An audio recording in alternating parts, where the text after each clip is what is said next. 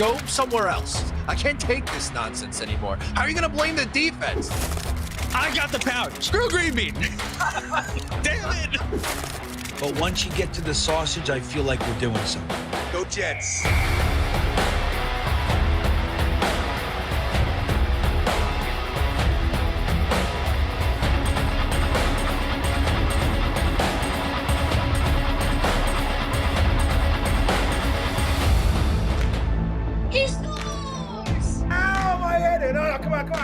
What would you give up to see a Jets Super Bowl? All of my friends and family. Hit those milk thumbs, boys and girls. Freeze run. Hold on to your underwear, ladies, and stand by, bitches. It's now time for Talkin' Jets with your hosts, Matt, Ryan, and Green Bean. Welcome to Talkin' Jets. My name's Ryan, and I'll be your pilot tonight. I am joined alongside my lovely co-pilots. I've got Mr. Dom C to my this way. I got Mr. Matt O'Leary to my that way. We got Dom filling in for Green Bean tonight. Dom, how you doing?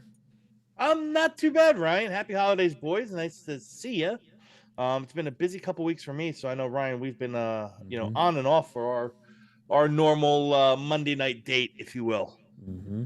Good to have you on. Matt, how you doing tonight? I'm doing as well as we can after a 42-10 beatdown like that, and all three of us sound sick and fighting something off right now, but we're going to power through and talk some Jets football like we always do. I'm excited to talk some ball with you guys. Boys and girls, as you hop into the chat, please hit that like button. It goes a long, long way. I see Mr. Jake Asman in the chat. Let me throw that up on the screen real quick. Where you at, Jake?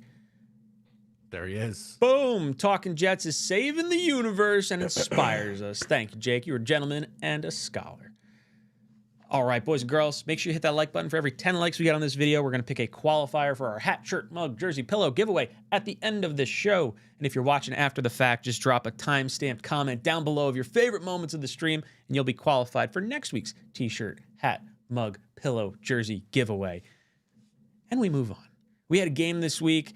I don't envision us spending too much time on this, but the Jets got a little bit of a beatdown by the division rival New England Patriots, 42-10. This game was over from the coin flip. I don't think any of us expected to win it. We were all pretty much hoping to lose it, but I think we all wanted to at least put up a fight and look somewhat competitive or be entertained, and the Jets did not give us that. So, O'Leary, I want to hear from you. What were your thoughts on the game? I mean, ironically, if you go back and watch my preview or pregame video for Jets Pats, I predicted a 42-10 final score. Come on. I don't really nail those very often, but I freaking nailed it. But I didn't think it would be 35-3 at the half. That was pretty tough. Man, 6 straight drives for New England that ends in touchdowns. Drake May, 2 incompletions on the day. I mean, that's about as bad as it gets. And I know we're going to talk about it a ton. There's a lot of additional context, right? They're playing guys who are practice squad level players are starting. You know, Brady Cook, God love him, but shouldn't be on an NFL roster, let alone starting for a month in the NFL. It's tough. They're running out the clock here on the season, but 42-10 was pretty tough on Sunday. They went 2 full drives without a third down. That is impressive. That is absolutely wild. I think they were getting like 9 yards a clip at one point. It was just absolutely bonkers. Dom, what were your thoughts on the game? Yeah, not that good. Not that good. There wasn't many good thoughts. A lot of, some anger and some embarrassment. Oh, sorry. If I bend over. No, listen. Outmanned, outclassed, outperformed, outcoached. That says it all. You know, they cashed it in a couple weeks ago. I think once they handed the reins over to Brady Cook, they know the objective.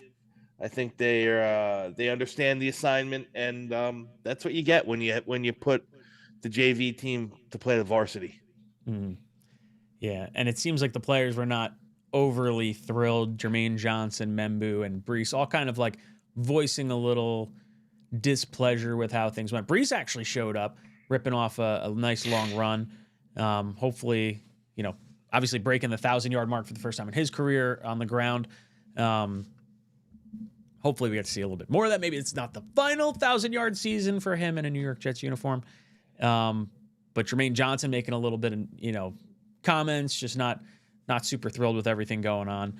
I guess let's pivot from the score over to those two guys in particular. The players making some comments, guys that we want to hopefully be here long term. I'll throw it to you, Dom, first. What were your thoughts on some of the comments that the players made, maybe some of the body language you saw on the field? Like, we always hear about, culture wins late in the season. Well, are there culture, losses, like the opposite impact of what those culture wins would be? Listen, the body language showed what exactly what I think they felt. Everything is beaten up in one Jets drive. They've had it. I don't know. I can't speak or quote per se exactly what Jermaine said. I know that Breece has a tendency to get a little hissy at times, and I saw his no comment, and then quickly to comment on Twitter about how easy the offense flows in Chicago and this and that, very very Breece Hall-esque, very Sauce Gardner-esque. That's just what they do, and that is what it is. But yeah, listen, you can tell that they're annoyed, and it's funny because and I don't want to jump the gun here. I'm sure we'll talk about this, but I thought it very interesting that Aaron Glenn says one thing after the post game, and then the players get wind of it and they're all pissed off and they say their own stuff, and then at the podium the next day, Aaron Glenn completely retracts what he says. The players understand, man. They know they know what this is. They know what's happening. They want to give their best effort. They're probably giving their best effort, but they know that they're in a no-win situation. When you have a defense, pretty much, 5 or 6 guys playing heavy snaps that are UDFAs or worse, and Brady Cook at your quarterback. I mean, what are we expecting here? You know what I mean? Matt, what were your thoughts on the comments made and maybe some of the body language going on around the players? Yeah, I don't love it, specifically with Jermaine Johnson and his post-game press conference. You had Aaron Glenn say that he questioned some of the effort, and I forget who asked the question to Jermaine, but it was essentially saying, Aaron Glenn thought there wasn't, a good enough effort from some of the guys. What do you think? And he starts with kind of snickering or chuckling to himself over it. Like it's some sort of outlandish take that AG had that the effort in a 42-10 game wasn't good enough, which again, he's someone on this team who at least should be a leader. I think he wants to be a captain, but you got to kind of act like it too. And like Dom said, it's tough on these guys because they've pretty much stopped trying for the last month, and they started 0-7 and they faced a lot of losing. And I empathize with that in a way, but I just don't think it just adds to it with how they handle themselves in the post game. And Breece run into social media to talk about how easy every other NFL offense has it. It's nothing new. We've seen that, and I know he's not on the team anymore. But Sauce Gardner, another deleted tweet that he had defending himself on why he's so good. And I just the Jets are chronically online, and it drives me crazy. And I don't know how you go about fixing this. I'm assuming winning cures all, but man, it's just really bad right now.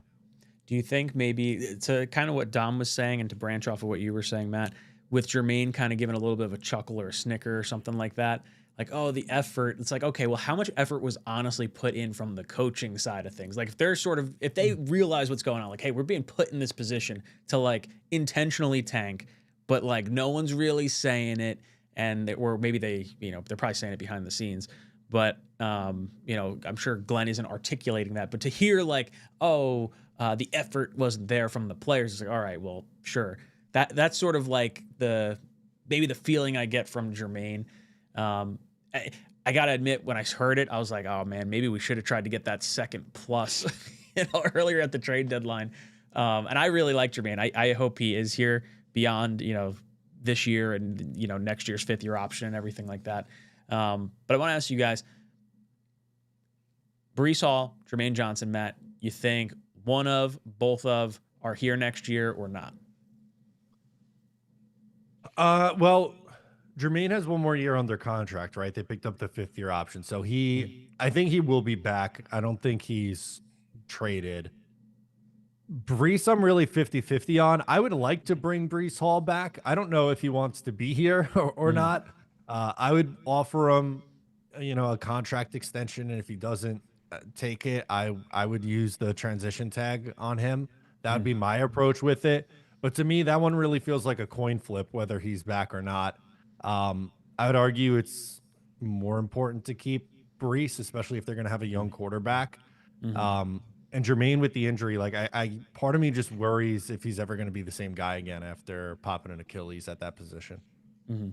Dom, what about you? Gut feeling, you think one of, both of? What are the futures of these guys? Gut feeling is both will be back. If I have to choose one or the other, I'm going to rock opposite of Matt. I'm going to run with Jermaine. I think our edge room is barren, especially at the type of edge that Jermaine plays, and that's the strong side where you're going to ask him to really be a stalwart versus the run and set the edge and so on and so forth. So I think that you take him out of the equation and you're really hurting, because you got Tyler Barron, Eric Watts, Braden McGregor. And Will McDonald's the weak side guy. He's going to be your wide 9, and listen, we got to be honest and call it what it is. There hasn't been much progression in Will McDonald's all-around game this year. There hasn't been much progression in anyone's, but there hasn't been much progression in his all-around game, and he's still a net deficit when it comes to playing the run. So to me, I think Jermaine at $15 million is well worth that. It's already paid, so it's the better value. And I'll bank on the second year coming back from the Achilles. Kirk Cousins talked about it the other day. How he said, it's light years different the second year back from the Achilles to the first. Now, Jermaine was never going to be a 15 sack kind of guy anyway, but you hope that he gets back up to being able to affect the game of pressure, because right now I think he sits in pressure rate, he's 100th out of 106 rated defensive ends in the league. So, that is not good. Nope. It is hard to rush the passer when you're down by 32 points or whatever. But yeah, look, I think both guys will be back. I think Matt hit the nail on the head with Breece. I think transition tag is the way to go. I think, you tell them, hey, look, you're your plan for the future. Go out. We want you to effectively test free agency, but we want to have the right to try and match that deal that you go out and find. And I think that's the appropriate way to do it. Obviously you can say franchise tag and we don't want you negotiating with anyone else, but I think it is fair to the player, kind of shows a little bit of goodwill. And then maybe you get him at a relatively good deal. I think 12 million is sort of ish where I expect him to be, kind of like that Kamara-esque deal.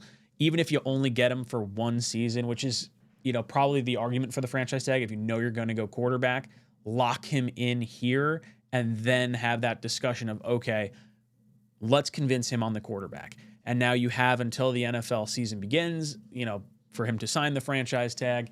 And then once he signs it, if he, plays and, it doesn't work out or something, you want to make a trade at some point midseason, that's fine. Or if you want to roll into next offseason. How does it work if you wanted to, let's say we franchise tag Breece this year? Could you then transition tag Breece next year, but the value of the tag is higher? Is that a thing? Or are you not allowed to transition tag once you've franchise tagged someone 1 year? Not sure, to be honest. I have with you. no I don't know idea how that works. That's a very unique situation. The transition tag is almost never used. Did Lamar have, or no, he had the non-exclusive franchise tag, right? Is that what it was? They were allowed to seek a contract. So I guess maybe you could do that. Maybe you could do like a non-exclusive, allow him to shop himself around or something along those lines. I don't know. And Jermaine, I agree. Yeah, $15 million for him to come back. I do share the same concerns. I don't know if he's going to come back from that same, Achilles injury we saw happen to Carl Lawson. Granted, that was the second Achilles that we got to have with him. But, man, I really hope he could be, one of our edges for a foreseeable future. I do think we're going to have to add some depth at that position either way. But I do think they come back. Blitz Crew comes in with his member super chat. What's up, dude? Says, I would be annoyed if they were not frustrated. They should be pissed. Which positions need new coaches? Milk thumbs. Where did my milk thumbs go? Why did my milk thumbs go? Come on, milk thumbs. Oh, you know what? I know what it is. Hold on. I started. Hold on. While you're looking at that, Rye, yeah, the answer is yes. You can franchise tag a player and then transition tag him the following year, or vice versa, as long as the team uses its allowed tags, one franchise or one transition per year. So that would be my move then. And the player's contract status allows it. So I would franchise tag Breece this year then, and then I would transition tag him the year after. So franchise saying, okay, you're here. Even if we get 1 year out of you, we're going to have a young quarterback. It behooves us to keep our good young talent. And then the transition tag will give us that opportunity to allow you to test. Well, it still is an elevated it would be an elevated transition tag. It would be fine. The pay raise is 3 times up with escalated scale, says the AI bot here that I plugged it into. So it's probably like the franchise tag where you apply it the second time, it has that much compounding, interest or whatever, because he's going to be paid as the top average of the top 5 at the position over the last 5 years. Transition tag is normally the top 10 over the last 5 years. But I would imagine it would be 120% of his current contract would probably be what it would wind up being. So probably a pretty expensive tag, like a $17 million tag or something like that for 2027. But at least you get the opportunity to potentially, negotiate and make it all kind of work out. As far as Blitzkrieg's comment here, yeah, I agree. Look, the players should be pissed. I want to see this kind of anger from them. And then as far as which positions need new coaches, I would say everything on the defensive side. A lot of people are probably going to say the head coach. We'll go into that discussion in just a moment here. Matt, your thoughts? Which position coaches need some new coaching? Yeah, well, I think if you're hiring a new defensive coordinator, I would let them hire their own staff. So clean slate on the defense. Offensively, I would make a change at quarterback coach. I don't trust Charles London to be the guy to develop a quarterback. He hasn't really had the track record, doing that so far. And he's really more of a running backs coach. That's where he's made his bread and butter. That's the position he played in the league. So I would look to go a different direction there. I'm good with bringing back Tanner Engstrand. And then pretty much everyone else, I think, is sticking around. Dom, what about you? Position coaches, who needs to go? I don't care if you do a clean sweep on the defensive side. Again, I don't think they've earned another bite at the apple. I guess it'll be interesting to see. And it's funny, too, because, some of the guys that came over, like Aaron Curry, the linebackers coach, had real good success in Pittsburgh and just no success here. So I think the linebackers are probably the worst of all of the crew. So he'd be the one I'd show the door first. On the offensive side, it's interesting. I still don't know. Like my Tanner Engstrom kind of decision or grade is still undecided because it's hard to really. We haven't really been able to see what the Tanner Engstrom offense can really look like because there's just been no quarterback play whatsoever. Early in the season, middle of the season, or now late in the season with Cook in there. But so you want to keep him around. That's fine. I'm not ready to jump off just to lop the head off the quarterback's coach. He did, oversee Geno Smith's kind of resurrection in Seattle. So maybe there's something there. I don't know. I'll give him that benefit of the doubt. I know it didn't work out very well with in Tennessee, but he did have some say and was a big part of Geno Smith's resurrection in Seattle, where he threw for over 4,000 yards, highest completion percentage of his career, this, that, and the other thing. So let's see what happens there. And again, I think that's all secondary and tertiary coaches are all just that. They're the secondary and tertiary problems. Until you address the one at the head. none of that really matters. I saw someone in the chat put in earlier for defensive coordinator potential Rex Ryan as an option. Oof, that would be an entertaining press conference and probably make for some not so great locker room vibes if I had to imagine. All right, before we go into more of the super chats, guys, I just want to get your thoughts. Whoops, that's not it. Sorry. Head coach Aaron Glenn, will he be fired? We'll keep it relatively short. Matt, your thoughts? No, I don't think he's going to be fired.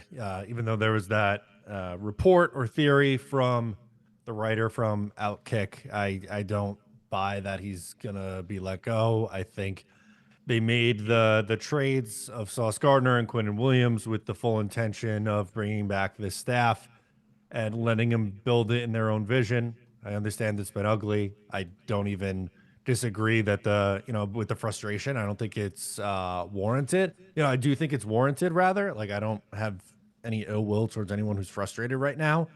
I just think that they're going to bring him back. Like, every indication and every report has been that he's coming back next year. So we just got to really hope and pray that whatever clicks for him in year 2 and they hit on some key positions in the draft and free agency, and it starts to change their fortunes.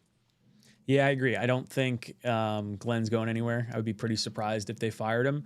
I understand why fans want to see him gone. I don't think he's earned really, any sort of praise by any sort of the imagination. I thought there were a lot of really questionable calls. That going for it on 4th down 2 times on the same drive was absolutely bonkers.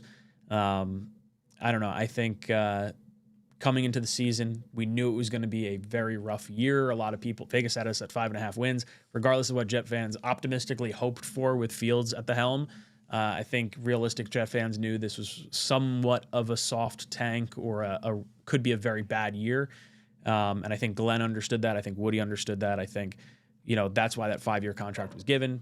I think he does come back. Dom, your thoughts on Aaron Glenn? Will he be fired?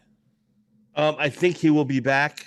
But I don't think he deserves to be back. I'll take that stance. I believe it. Listen, deserves it. I shouldn't. Maybe. Yeah. No, I don't think he deserves to be back. And that's just how I feel. Like, I don't know if he's shown anything. Like you can't tell me the one thing that you can hang your hat on. What's the one thing you guys can hang your hat on of any sort of vote of confidence that Aaron Glenn is going to be able to turn it around with and be the leader of this team out of this abyss and into the the promised land? I haven't seen it. Right. Mm-hmm. Our teams are, like, forget about the fact that we have Brady Cook, quarterback in weeks 14, 15, 16. I get that. I understand why that's happening. Okay. But like we talked about it earlier. I talked about it earlier. Like, there's, he says one thing and then backtracks on it. That's not the first time it's happened in front of the media. He's got this big, hardcore persona to the media, big tough guy thing.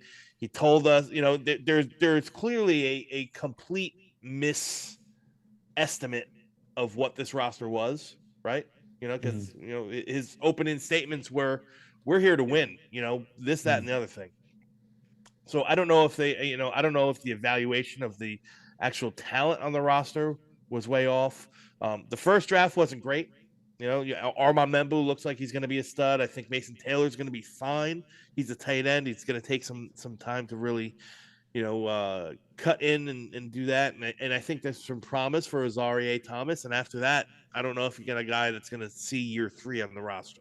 Mm-hmm. That's just the reality out of 6 or 7 draft picks. Actually, Malachi Moore, Malachi Moore's proven to be pretty good. I think he's got some improvement to do, but that just might be a young kid that needs to develop. Yeah, I mean, we all kind of shook our head when we heard the Arian Smith pick, and then we go out midseason and trade for 2 guys that are essentially replacing him on the roster. Yeah, exactly. So there is the fact that the team, both offensively and defensively lacks any sort of, it seems like, like any sort of, what's the word I'm looking for? Creativity. Mm-hmm. Like, everything is so vanilla. Everything is so understandable. And there's nothing that comes by surprise. Like, everything, the scheme is vanilla.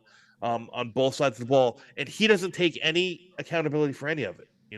He's told us that, well, it's Steve Wilkes' defense. He runs the defense. It's Tanner's offense. He runs the offense. It's almost like, I don't know, man. There's nothing. Forget the fact that he told us that all of our, in his subtle jab at Saleh, that like all the problems were, how are you going to fix these guys? Well, we're going to coach them up. That's what they need. They need to be coached up. Well, guess what? There's not anybody on this team that has really progressed. And don't tell me, guys on Twitter were telling me Michael Clemens has progressed from last year to this year. He's gone from a turd to a shit sandwich. A little slice of rye on either side. I see what you're saying. Yeah. So it's there's been no progression of the players. They're out coached, they're out schemed. You can't tell me that he's not trying to win. What team goes for 2 fake punts on the same freaking drive if you're not trying to win? Pretty so I think that he is. I think that he's over his head. And listen, I know he's coming back. So I'm gonna grin and bear it because I'm a Jets fan, and I want to be wrong in this, but man, oh man, I would cut bait. If I had any say in the matter, I would cut bait and start this process over again because it just doesn't look good. Jake jumps in the chat. He says, what does Glenn do well as a head coach? I think the only positive thing I've heard from any fans was that we were dead last in penalties each of the last 2 years, and now we're middle of the pack. I think we're 14th in penalties. So glass half full, I guess. I don't know. Listen, and I get a lot of heat for this one, but I'll say it here because I believe it. You look at some of these wins. And 4 times in the history of the NFL has a team had 2 special team touchdowns and won a game by 7 points or less. 4 times that happened to us, right? The Atlanta game, I'm not going to say it was won on the special teams, but they sure did help. If Banjo and this unit haven't been playing like top 5 all time, yeah, over the moon, it could have been all time worst team that we're watching. Mm-hmm. So Matt, what are your thoughts on this? Yeah. I was going to say, really the only example that I could point, and it's one example that happened in one game, right? This isn't he's an elite offensive play caller. That we don't have anything like that's hanging on, but the in-game decisions in the Cincinnati game that they won to go for 2 when they did, and then put themselves in the position to go down and win the game, and they did. That one I gave him credit for, and I think he deserves credit for. But again, that's one of 16 games that they've played so far. So there's not enough things to list. He's being brought back because they believe in this long-term vision. But if you're doing it off of just strictly merit in 2025, there hasn't been all that much. Yeah. There's nothing that you feel comfortable with. I don't care, take your homerism out of it, your affection towards Aaron Glenn, the player, the Jet, the guy, the fact that he wanted to be here. I love all that. But there's nothing that you can hang your hat on that makes you feel comfortable if you're honest with yourself. Going from a glass half full perspective, we didn't see anything on the field that we really liked for the New York Jets, but we did see something we really liked on the field over in the Browns-Steelers game. Browns pull off a victory. Jets move up a slot. We're sitting at pick number 3. That pick could elevate to number 2 with a Giants win. But we just learned yesterday, because the Rams lost, that the Jets are unable to mathematically get to the number 1 overall pick. So, Matt, I guess thoughts on the Jets shifting up that 3rd slot? What were your thoughts on the Browns win? Yeah, a nice win, and Aaron Rodgers unable to lead the team down the field and score there. It looked very reminiscent of numerous games in 2024, unfortunately, with the Jets. But for what this means, for what they've done the last month, they clearly want the best pick available to them, and there's still a chance for the number 2 pick. That'd be great. Worst case scenario, they're picking in the top 3. They're not beating Buffalo. I don't anticipate us spending much time at all talking about this game in Week 18 against the Buffalo Bills. I don't care if Mitch Trubisky starts.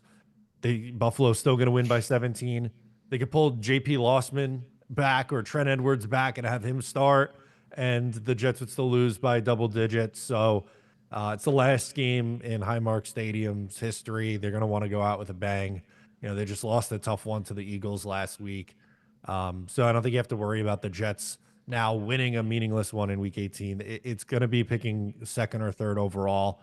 And whether it's a quarterback or another position, there should be someone there available for you that should give you a impact in 2026. Dom, your thoughts on the Jets earning the number 3 overall pick? I guess it's better than having number 4 or 5, 6, or 7, right?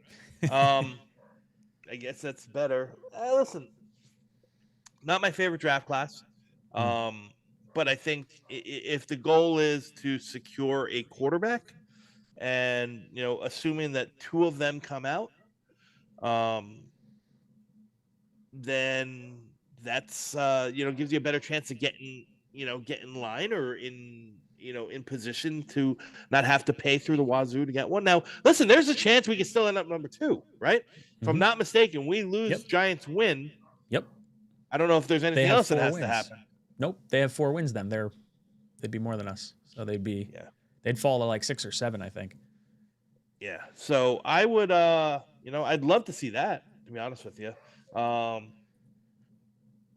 yeah, it's it just is what it is at this point. Like, we don't get the number 1. And again, I think we won some games that we shouldn't have. And you're going to always fall into games. You're going to always fall into wins in an NFL team. It's a week by week league, and things happen sometimes that are kind of fluky. Two special team touchdowns might be considered fluky, or whatever the case is. So for all those fluky losses that we had, you knew we were going to fall into a couple fluky wins, right? Pittsburgh, you can say, was a really, really well played game. Fluky loss, got unlucky with a fumble. Tampa Bay, you took the lead on a crazy play only to lose it 40 seconds later. Fluky loss, but so you knew you were going to come across some of these wins. Yeah, Denver. I don't remember the Denver game. I know it was a low scoring game, but I don't remember what happened with it. It was 13-11. I mean, if they that was the Justin Fields -10 net passing yards game. Yeah. Oh yeah. So I mean, if they go to Tyrod at halftime, I think that, or anyone else at halftime, I think they would have had a shot in the second half, assuming everything else stays the same defensively. They might have been able to like kneel down every play in the second half and been all right. Jesus Christ. Yeah, not ideal, but the Jets fans are going to have a nice high pick to be looking at here. Boys and girls in the chat, please make sure you hit that like button. For every 10 likes we get on this video, we're going to pick some qualifiers towards the end of the stream. If you're listening to us after the fact, timestamp your favorite comments down below in the comment section, and we'll pick you for next week's qualifier as well. Guys in the super chats, thank you so much for hanging out in there. We're going to get to you right now. Dante comes in with a 10 spot. Thank you so much. Says, if Mendoza and Moore are gone, would you trade down? A swap with the Rams at 11 gives 3 firsts, still land talent, grab Simpson later, and maybe flip both seconds for a 4th first from the Browns. Wow. I would say we have so many firsts at this point. If you were offered like the trade down ability of 3 firsts to go to 11, I'd probably do it, but I would tend to think we're going to stick and pick at 3 and just get the best non-quarterback at that point, whether it's Arvell Reese, Carnell Tate. Those would probably be the 2 guys at the top of my list that I'd be flip-flopping back and forth on. Dom, what about you? What would you do in this scenario? Well, the question is, if the 2 quarterbacks are gone, 1 and 2. Well, first off, assuming the 2 quarterbacks come out, because there's conflicting reports on what Dante Moore's really going to do. But, for argument's sake, we'll say he comes out. Assuming they're going to go 1 and 2 and the Jets miss out on both. Mm-hmm. Who is anybody trading up for? Mm-hmm. That's the question. Like, I don't know if there's going to be a good trade down possibility, because there's just no one else that people are going to be dying to come up for. You gave some names, Ryan. Carnell Tate, great receiver, but I think that there's a tier that has 3 receivers on it. So although I think that Cardinal Tate's skills might translate best to the NFL, to the his game might translate best and easiest at the next level. You can come across people that are going to think that all 3 of them are the wide receiver 1 in the class. So not many people are going to trade up for him. There's edge rushers that are tweeners. There's edge rushers they're like Arvell Reese. There's edge rushers that are, kind of JFM-esque, like Ruben Bain. And guys like that don't usually go in the top 5. So I'm not sure, man. I just don't know who anyone's trading up for. So my guess is, if I'm there, I'm sticking and picking. I also, maybe not at 3, but I wouldn't rule out Ty Simpson. I wouldn't rule out Ty Simpson in that second, first round area. Maybe you trade up a little bit, if you think somebody else is going to get sneaky, and you give up some day 3 picks or something like that to move up from, say, 16 to 14 or 16 to 13 or something like that. But if he turns it on, I mean, he's clearly, probably on a tier below the, Mace, Moore and Mendoza at this point. So, Matt, your thoughts? Mendoza and Moore are gone. Would you trade down? Is the possibility of trading down, or who would you take at that spot? Or I guess, would you stick and pick? Yeah, so that Dom C is a smart guy. I was gonna say I don't think there's what would the Rams be trading up for, right? Like, I feel like Caleb Downs is the only high blue chip prospect, and I don't know if that's necessarily someone you make multiple firsts to go up and get. Who's that, Reese you're talking about? No, I'm saying Caleb Downs is the only I feel like when you think of I don't want to say generational, but but again, it's a safety, right? And we've probably seen no better safety prospect come out in the past 5-10 years than Hamilton. And where did he go? Yeah, what was it, 11? It was outside the top 14? 10, right? Yeah, I think it was like 13, 12 or 13. And Caleb Downs is a great player, and he might be the best player in this class, which says a lot. The 2 best players in the class might be a safety and a running back. And no one likes to take those guys in the top 10. So it's just like one of those real wonky draft classes, if you ask me. What I think is interesting, if both Mendoza and Moore come out, I would be surprised if the Jets are picking 3 and the Giants are picking 2. I would be surprised if they don't try to swap picks with them to get up and get whoever the Raiders don't take in that scenario. I don't think it would cost you a lot to move from 3 to 2. It's not the same thing as the number 1 pick. We wouldn't be talking about that Indianapolis pick. It's probably a 2nd round pick. I think it was the 49ers and the Bears in the Mitch Trubisky trade, and there was a lot of moving pieces, but I think it was a 2, and it was a 2nd rounder and 2 3rd rounders. And I think they got it was spread out over the 2 years, though, right? Spread out over 2 years, correct? And they got something back. I don't remember exactly what it was. They got a 5th rounder back. Okay, there you go, perfect. So I would be surprised if they didn't do that, but let's just say that's not on the table for whatever reason. If maybe the Giants take more, or someone else, whatever, right? Then I think I would just stick and take whoever I view as the best player available at that point. JJ comes in. JJ, thank you so much for the super chat. Says, there are some decent backup quarterbacks. We should buy one and wait until next year's quarterback class. We'll have a very high pick next year too. So it's nice that the draft comes after free agency, right? Because you sort of have that ability to know who's on your team going into it. Malik Willis, is there an opportunity? Do you want to, give him, probably a bigger contract than you gave Justin Fields? Is that worth it based on the small sample size that you got from him? We do have his former quarterback coach. Is there anything potentially there that they, maybe they had some good relationship or something like that? Who knows? I think that would be the route I look at first. I think after that, I don't know if I really want to trade for someone. I think Mariota's name comes up a pretty decent amount. You got to have at least some sort of reasonable stopgap starter heading into the draft. Like, unless you know ahead of time, like with the Giants, like, hey, yeah, we're going to be willing to flip-flop. This is going to be our price.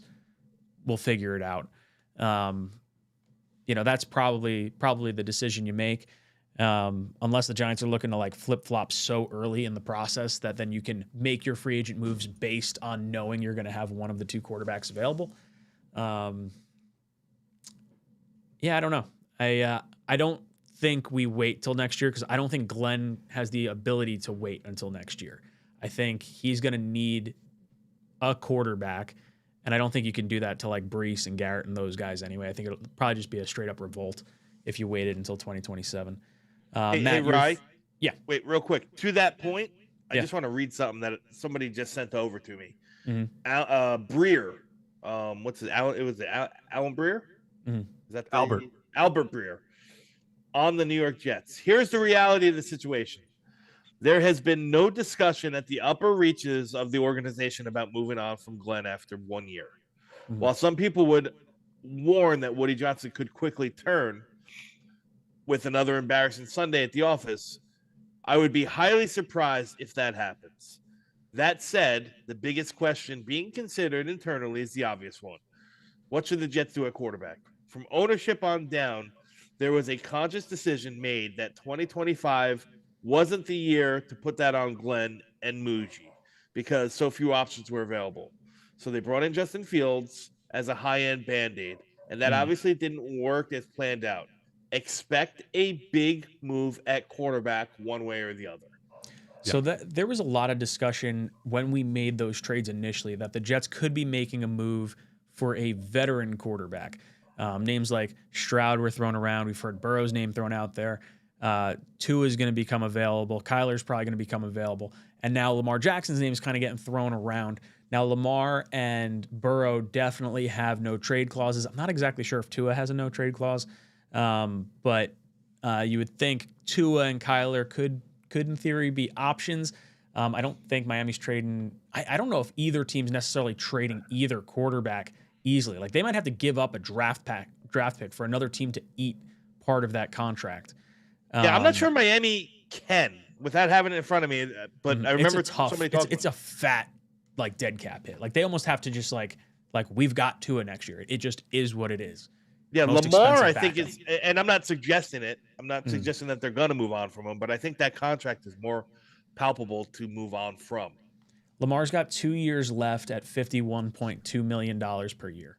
But I think it's all option bonuses. So if they actually move on from him before the option bonus kicks in, they recoup like $7 million this year. They gain $7 million in cap space.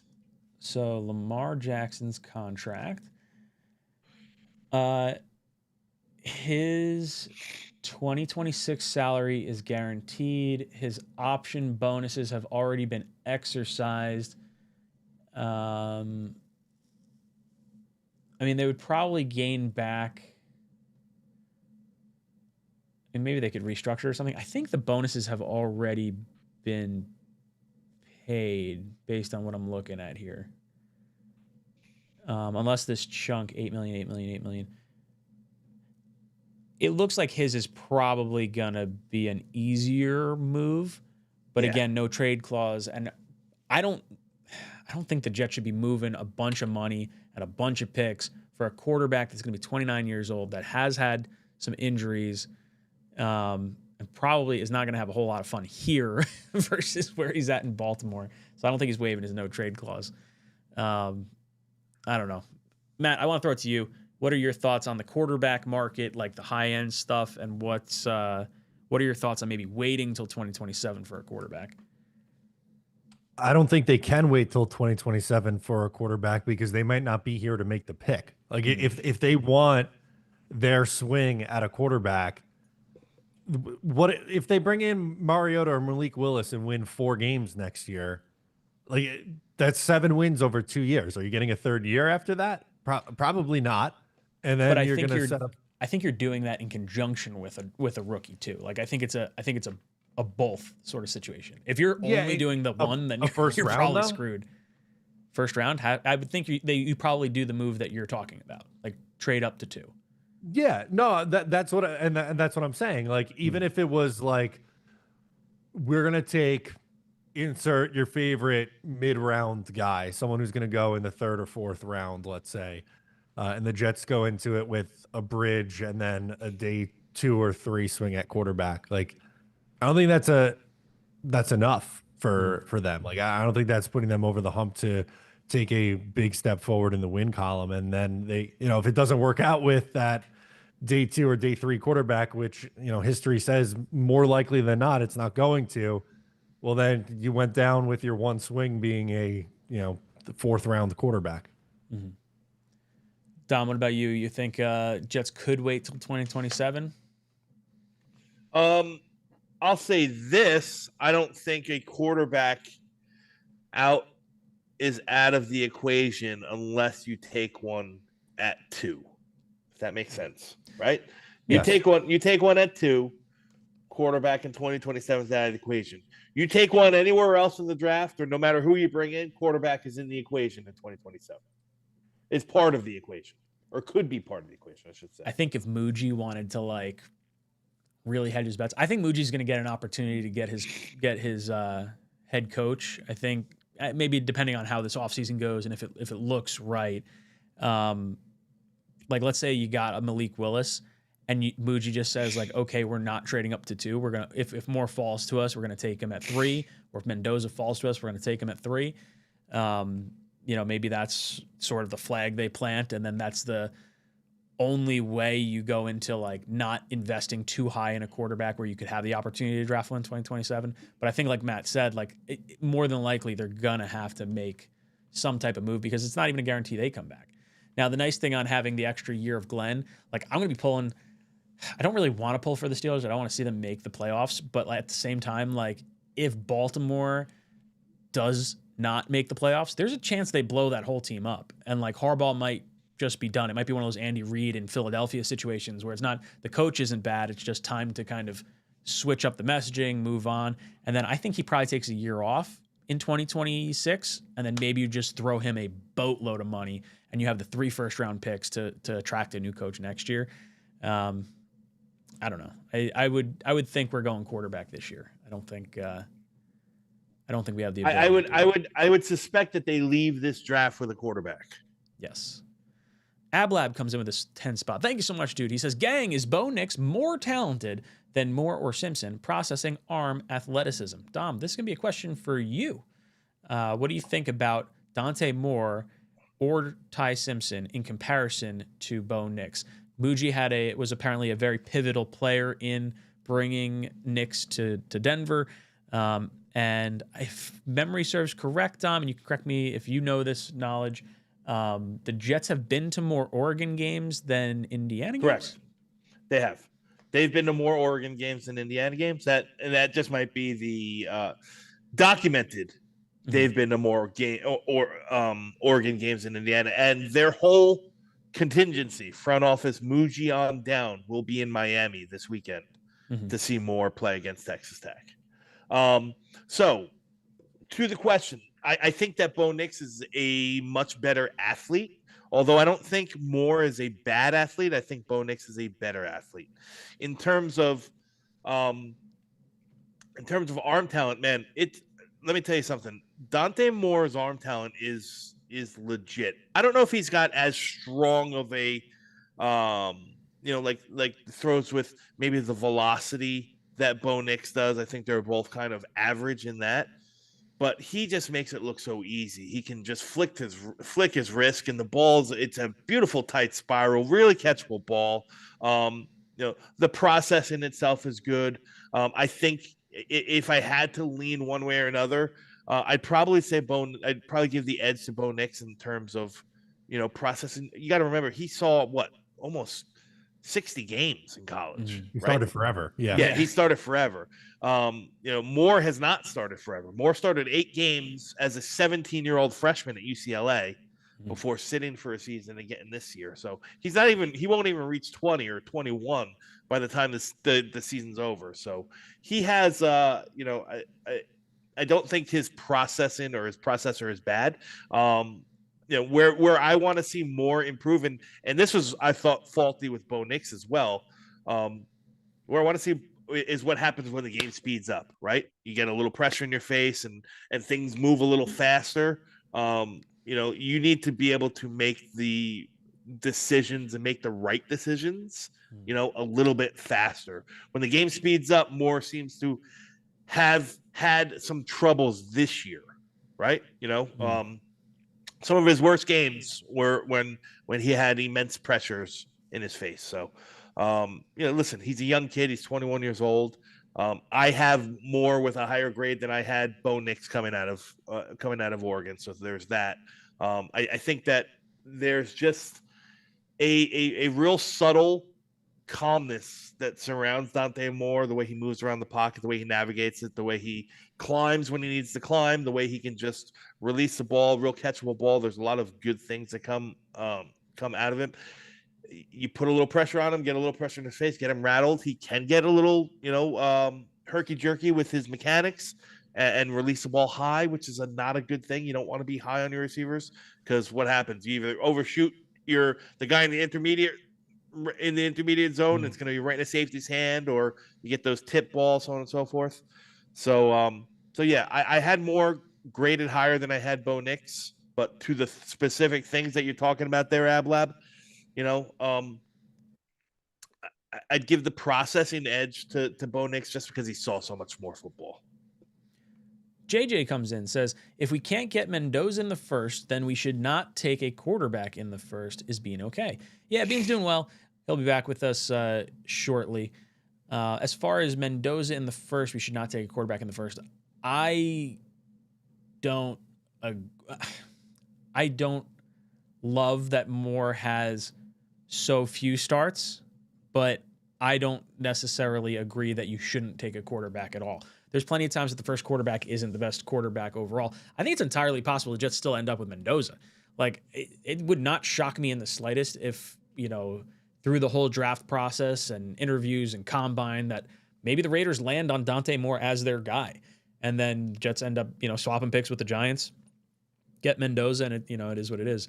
But, Matt, every year the Raiders, sorry to jump you, but I was just going to chime in and say that every year it feels like the Raiders do something off the board. And I'm not trying to go full copium here because I do like Mendoza more than I like Dante Moore.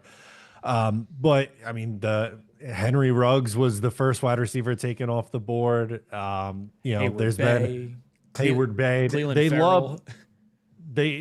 They seem like a team that likes to bet on traits a lot. So it wouldn't surprise me if they looked at Dante Moore and thought the ceiling there might be higher than Fernando Mendoza. So let's take that swing.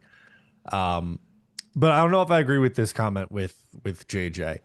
I think I'm open to taking Dante Moore, but like you were saying earlier, Ryan, I think you need a veteran because I wouldn't start Dante Moore right away. I think he needs to sit where Mendoza is more ready to come in and play.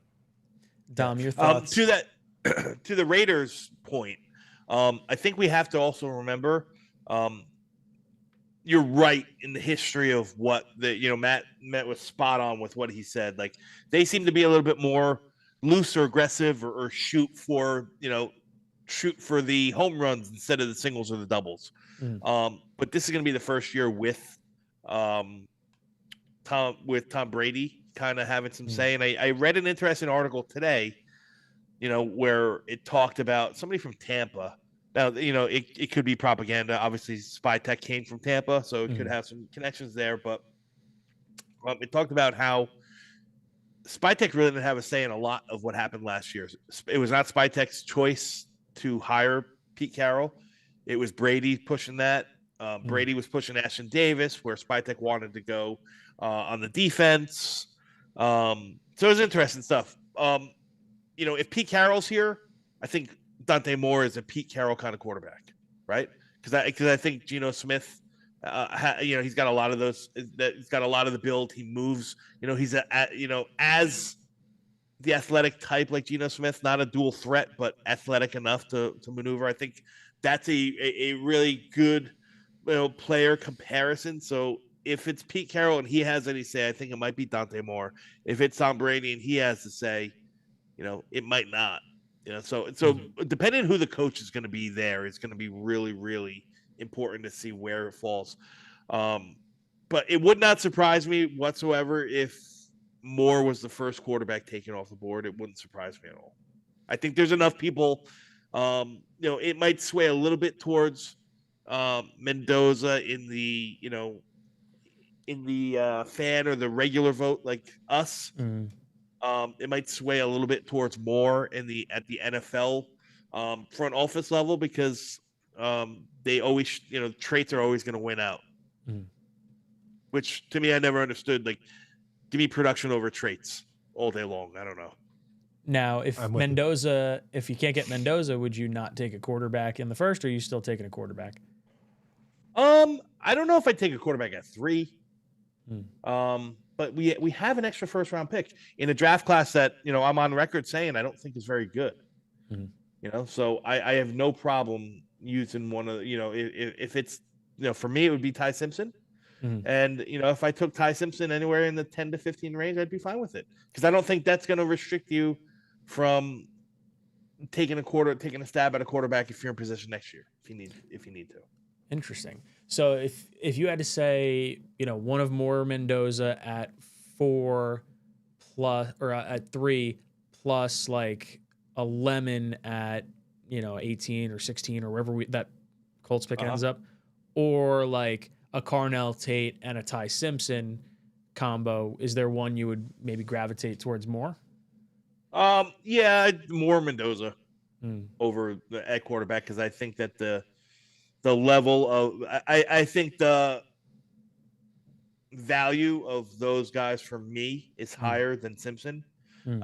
Whereas I'm real close with those receivers. Like I don't think Carnell Tate is that far. He's number 1 for me, but it's not that far different than Tyson or Lemon at 2 and 3. So I'd much rather go there. I'd even entertain. This is not what Jets fans want to hear, so chat's not going to be happy. But I might even entertain not taking a wide receiver round 1 and wait until round 2 for one of those picks.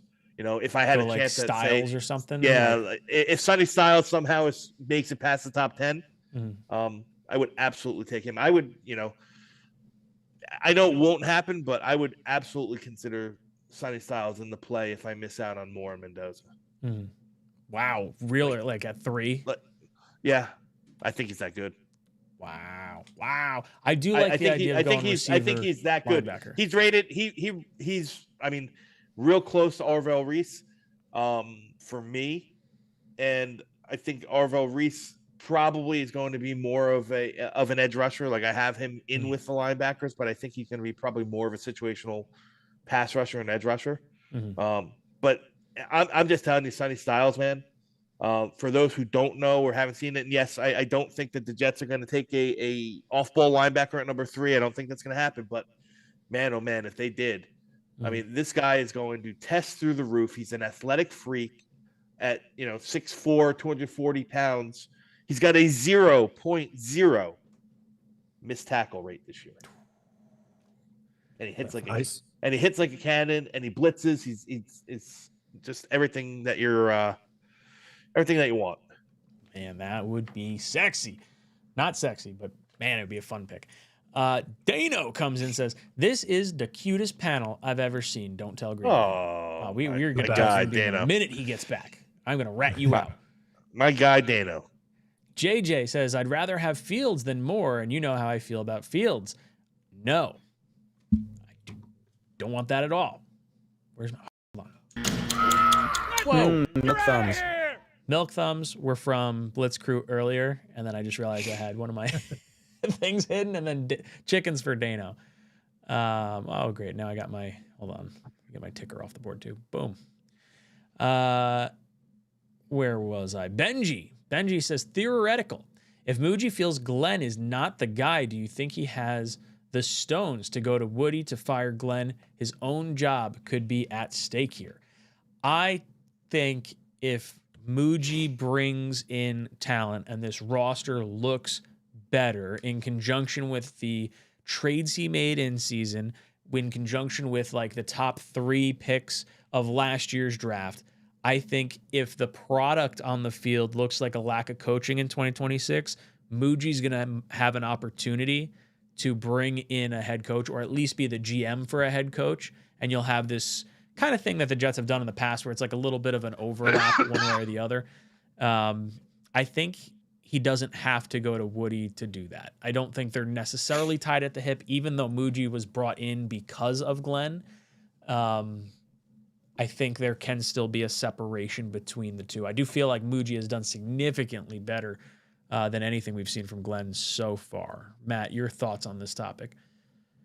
Yeah, I'm going to disagree with you. I think anything that Darren Muji is getting credit for, Aaron Glenn should get credit for, because Woody Johnson pretty much called Darren Muji Glenn's sidekick. I think it's really the two of them hand in hand, and Glenn has a lot of say in the personnel.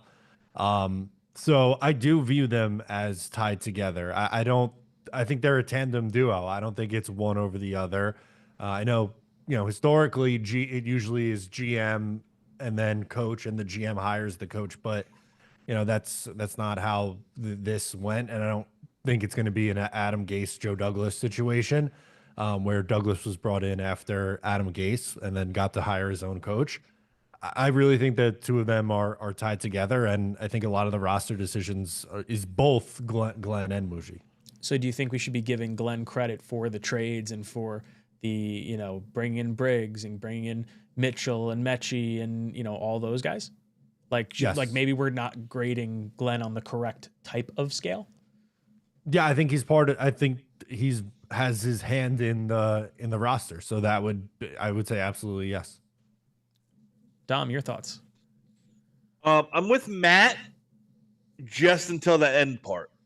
Like I think that they're a tandem deal, and it's definitely, the pecking order does seem to be that Muji does report to Glenn, who reports directly to the owner, which is weird if you ask me. I don't know why.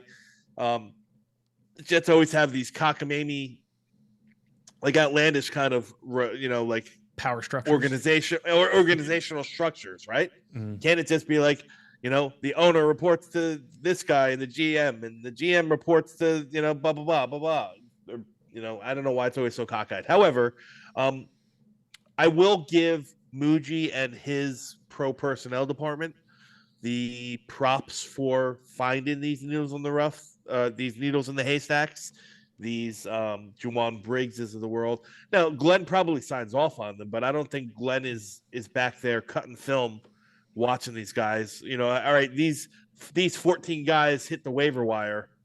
These 14 guys are probably available. What do we think? He's probably in those discussions after the fact, but he's being pitched on him. He might be the one that's stamping yes or no, but I think it's Muji's eye and his pro personnel talent's eye that are really, finding these guys. Glenn's just signing off on them. So then do you think he's tied to the hip? Like, do you think if Glenn gets fired next year, Muji's definitely out? I think they're probably a tandem thing. I do. Blitz Crew says, think Arian Smith is a special teamer at best.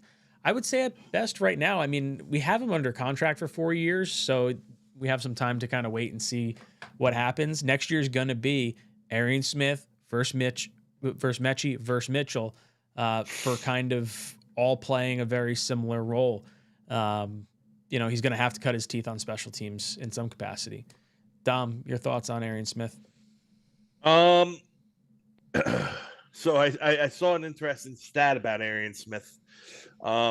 They called him the cardio king of all receivers who had just keep going deep over 150 snaps. Yeah, like he's got the most yards run and the lowest yards per reception or yards per route run in the history of the NFL. So he's running a lot. He's doing a lot of running, but the offense isn't even looking towards him. He's getting his cardio in. He's the 2025 version of Elijah Moore doing those orbit motions under Mike LaFleur for forever and ever and ever. I'm not sure what to. Arian Smith is still to be determined, man. I don't know. I don't know how you can get, or you can justifiably give any sort of eval on what he's done as a pro this year. He just hasn't. And maybe that is the eval, is that he's just not pro level. Matt, your thoughts on Arian Smith?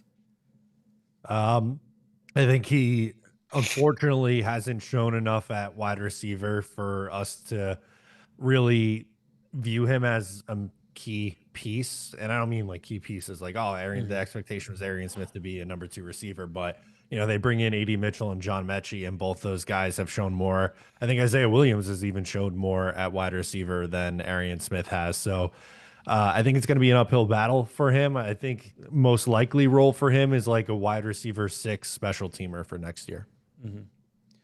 Harry W says, do you think if they fire AG, would they keep Darren Muji?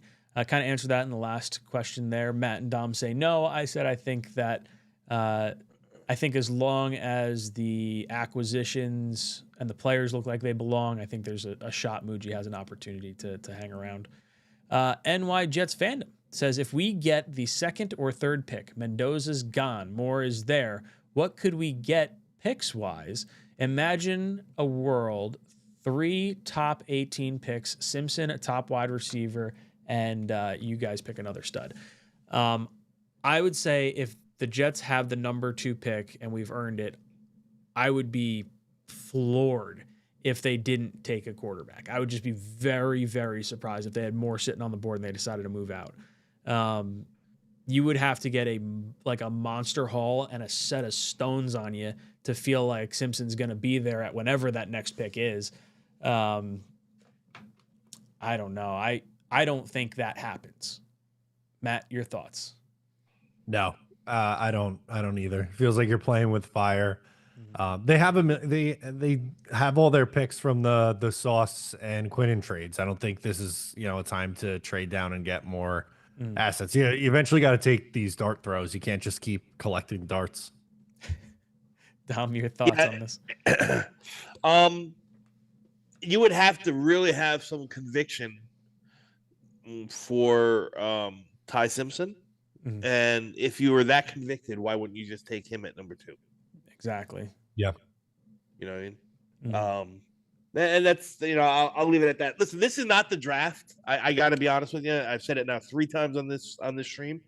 This is not the draft that you really want to have, keep trading down and get like multiple, extra draft picks. We already have 11. We already have 11 picks now, only 4, I think, on days 1 and 2, and the other 7 are all on day 3, but it's probably too many to begin with, and it's just not a strong class. I think I graded out 15. I have to count. I think I have 15 first-round grades. That's just me. Some people I'm sure the NFL teams are going to have a lot less than that. I'd be surprised if there's teams that had 10, 11, 12. That wouldn't surprise me at all. It's just not that, not that real strong up top. So what is a third first rounder in this class? All it's going to do is make your cap charge that much heavier when you could probably pay the same for the same quality of player that you can get in round 2 and round 3. Lycan says, Willis or Jones, and pick a rookie to sit and learn. Yes. I don't particularly want Mac Jones just because I'm super jaded against him. But, if you could convince me on Willis, or if there's, if you can convince the Giants, like, hey, like we want a quarterback, let's flip picks now so that way we can plan like our future. Because if we wind up going out and spending X amount of money on Willis, we're not making the trade up with you, that this trade's going to be off the table or something. Like maybe that trade can happen early enough in the offseason that you feel confident you're getting the quarterback.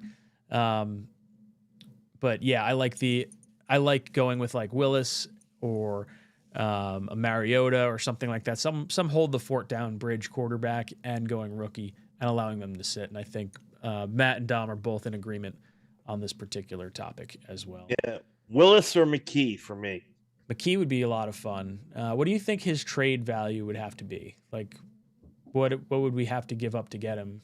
I feel like it would have to be a 4th rounder, I guess, or maybe multiple picks, or maybe probably a contingent pick in 2026, like based on how he plays, maybe. Yeah, probably more than a fourth rounder. I could see him getting a third rounder.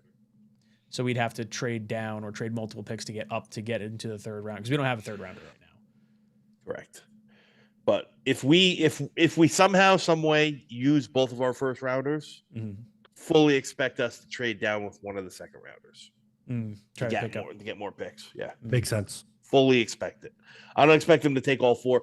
I could be wrong, but I don't expect them to take all 4 picks in the top 50. Especially if they do the trade like Matt was just talking about too. If you let's say you're trading the Cowboys' second round pick to get up with the Giants, now you trade your higher second round pick down to then maybe have a second rounder and a third rounder in the draft. And I was just going to toss on that too. Like Dom was saying, he doesn't think they're going to take all 4 picks. I don't think they're going to use all their 6th round picks that they have too. I think we might see some trades with some of those late day 3 picks like we saw with the Brownlee and Briggs and Phillips and all those trades. Yep. And I would even say to a different caliber type of player. Like I don't think we'd be going for hunting for like undrafted free agent / like late round guys that have had 1 year in the NFL. Like we might be going after better players that are on beefy contracts that would hurt teams to cut. We have $112 million in salary cap space. We are in no way going to attract $112 million worth of talent to this roster right now. So capturing talent that is locked in on contracts, similar to like the Sauce Gardner trade. Like that's why the Sauce Gardner trade was so valuable for the Colts, is because the deal was already done. For the Jets, we'll throw a team a late round pick that's looking to shed cap space, and we'll eat that cap space in order to get the talent and the player on the roster. I would love to see the Jets do that, and if we could wind up making 7, 8 picks over the course of our draft instead of 11 or 14 or whatever the hell we're going to end up having, I think that is the correct move to make. As far as what players are on bad contracts that the Jets may want, I have no idea offhand. I have not started digging into that side of things yet, but I think there's some potential there for sure. Dante comes in and says, the Raiders already have owner interference from the new owner. Yeah, I mean, I would like chuckle if the NFL decided to tell the Raiders like, hey, you clearly deactivated a player that is well enough to be playing basketball in his house, you know, moments after you got rid of him for the season. Like, we're going to dock you your first round. You have to fall from pick 1 to pick 2. Like, screw you, Brady. I don't know. Look, it's going to be a little owner interference because he's the best quarterback we've seen come through the league. He's going to be able to, I would think they're going to lean pretty heavily on Tom Brady to make the selection for the Raiders. What do you think, Matt? That doesn't always work well. Like Jeter with the Marlins wasn't great at making all those decisions. I know different sport, right? But you know, just because someone was an awesome player in the league, that doesn't mean that they're going to make a awesome executive. Phil Jackson, I'm not even a basketball guy, but Phil Jackson, great coach, was horrible executive with the Knicks. That's true. That's true. Do you think, I mean, you would have to imagine they're going to lean on him in some capacity, no? Of Or course, do you think it's going to be like a, you know, hey, this is because Spytek from Tampa knows Tom Brady. Like that relationship just seems to jive really. Yeah. Like there should be some degree of synergy. Like maybe I should say it this way. I don't think Tom Brady and Spytek are going to be so far off their quarterback evaluations. Like I think there's going to be this process that they go through and we'll come to an agreement, I guess, at the end of it. But yeah, owner interference, of course. Fucking cheaters always cheat. JJ coming in with Super Chat says, it will take a second rounder for McKee and Philly is shopping them. I mean, a second round pick for a guy on a 1-year contract that really hasn't played a whole lot in the NFL. Dom and I did have this discussion probably about 2 months ago now, like where a second round pick wouldn't have seemed that crazy. And I think that was even before our trade. And I said I'd give a second round pick. Yeah. If I thought, yeah. For you think he has 1 start though, and that you think that would be enough? I think, well, here's the thing. I don't think it would be straight up for a second rounder. I think you'd probably get something back in return. But as I said, I don't think that they're going to use all these picks, right? So, you know, if they say, okay, pick 45 and taking this dart throw on Tanner McKee is no different than us taking this dart throw on, you know, Garrett Nussmeier. at pick 45. Less 3 years of experience. Less 3 years of experience, right? And 3 years contract. And it takes, yeah, but you know what? It's if you're confident that he could be the guy that can bridge and then compete for the job, I wouldn't hesitate at all. I don't know. I'm not one to covet and hoard the draft picks. So use them for what use it for what it's worth. Like if you got to overpay for a quarterback, overpay for quarterback. 5 of the past 6 years. This is going to be the 5th out of the past 6 years. We haven't had a quarterback throw for 10 touchdowns. Like fucking pay the second round pick. So you have 2 firsts, 2 seconds, and 3 firsts next year. Pay the fucking second round pick. All right, I'm on board. You sold me. Now, riddle me this: by trading for McKee, are you signing him to say a 3-year deal as part of the contingency of making that trade? And secondly, are you making that trade prior to the draft or during the draft? And then how does that impact your decision up top? Because if you trade the second round pick ahead of the draft, are you as compelled to move from 3 to 2? I think it's probably discussions that are leading up to the draft, and then something that happens draft day. You want to see what happens on 1 and 2, like picks number 1 overall and 2 overall, right? If you're out of the range or if you're going to get one of those guys, because I don't know. Listen, if you take Mendoza, or more, or whoever their quarterback 1 or quarterback 2, if they're able to, land one of them organically, or do some sort of other maneuver to get it, then I don't know if it's necessary to also then use draft capital to trade for 1 year Tanner McKee. But if you miss out on those guys, and you say, this is going to be we're going to take McKee, we're going to use a second rounder to take McKee, we're going to use a 4th rounder and take Drew Allar, and they're going to compete, and maybe we're going to bring in such and such as a third stringer kind of veteran presence to kind of help be the glue to take them over. And here you go, Mr. QB coach, because you got a hell of a job, in 2026 leading you. Again, I'm just spitballing here. Yeah. Okay, that makes a little more sense to me. I feel like you probably are under the gun more to give up the second round pick. If you don't trade up from 3 to 2, potentially, both quarterbacks are gone, and then you have a situation where you need a young kid under contract to compete. And then, heck, you have the opportunity, especially if you extend him for a little bit, you have, Tanner McKee for a year or 2 or 3, and then, maybe new coach in 27 makes his selection, the following year. Yeah. Carlos comes in. Carlos says, even if Sunday shows improvement with a point differential under 23, Woody won't fire AG, which is alarming. Do you think the Jets owner would act if Sunday sets another NFL record? If the Jets lose by 50, I don't think Glenn is getting fired.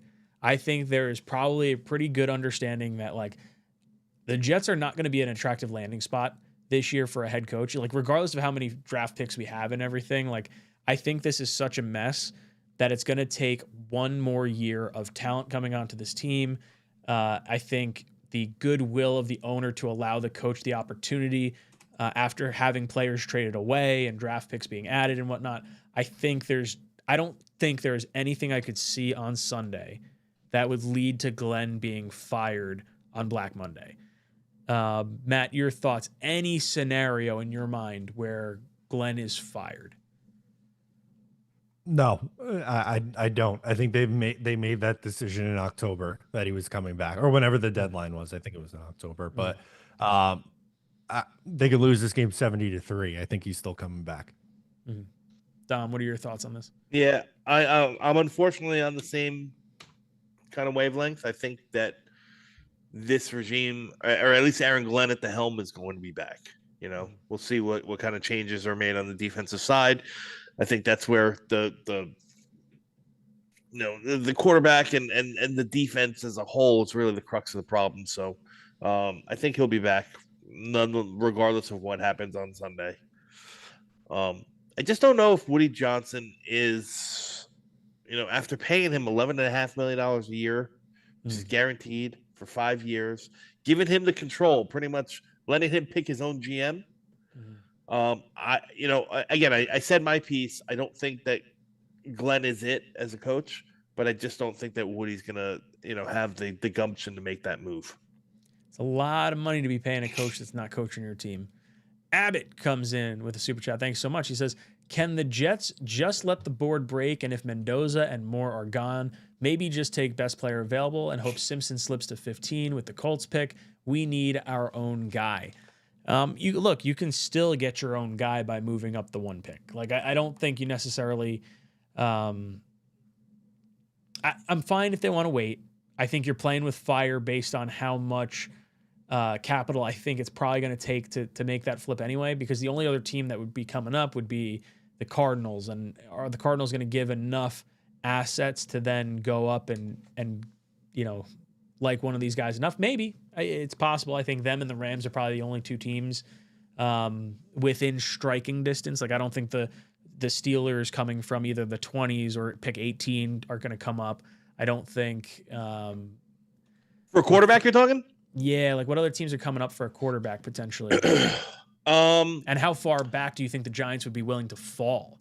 Because I think the Cardinals are kind of it, unless the Rams want to throw like a lot of picks at them, kind of like a Dolphins 49ers type trade. So here's the thing. Here's in my opinion only. Here are the teams that could be in the market for a quarterback, right? The Raiders and the Jets we know are in the market for a quarterback, for better or for worse.